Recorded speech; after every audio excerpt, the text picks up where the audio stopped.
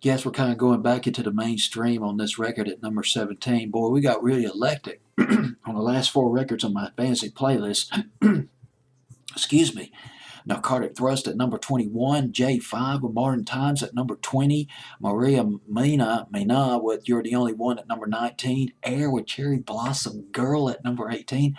Now we got Ashlee Simpson with Pieces of Me at number 17. This was a big debut record for Ashlee Simpson, the younger sister of Jessica Simpson.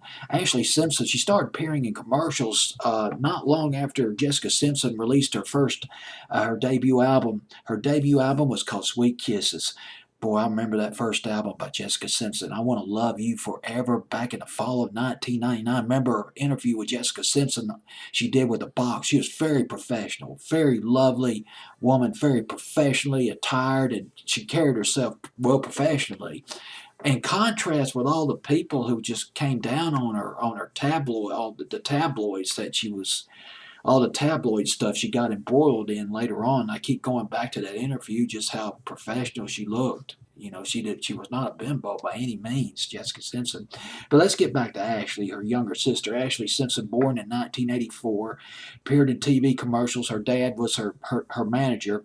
As a matter of fact, Ashlee Simpson was one of the backup dancers during the tour that came in the wake of Sweet Kisses by Jessica Simpson. She was a backup dancer on that particular tour with Jessica Simpson. And Autobiography, that was her first. Well, she had that reality TV show, the Ashlee Simpson Show, around 2004, and then she came out with her debut CD called Autobiography. And there were some great singles off of that. There was Pieces of Me. That was great. I remember watching, boy, vivid memories of watching this video, probably on MTV late at night and VH1 back in the summer of 2004. And then she came out with Shadow, which didn't do as good, but the song that really nailed it for me was La La. It kicked ass. Ashlee Simpson, if you're watching this video, the song La La was one of your finest moments. I loved it. It rocked. Yes, you can rock. You can. Rock on.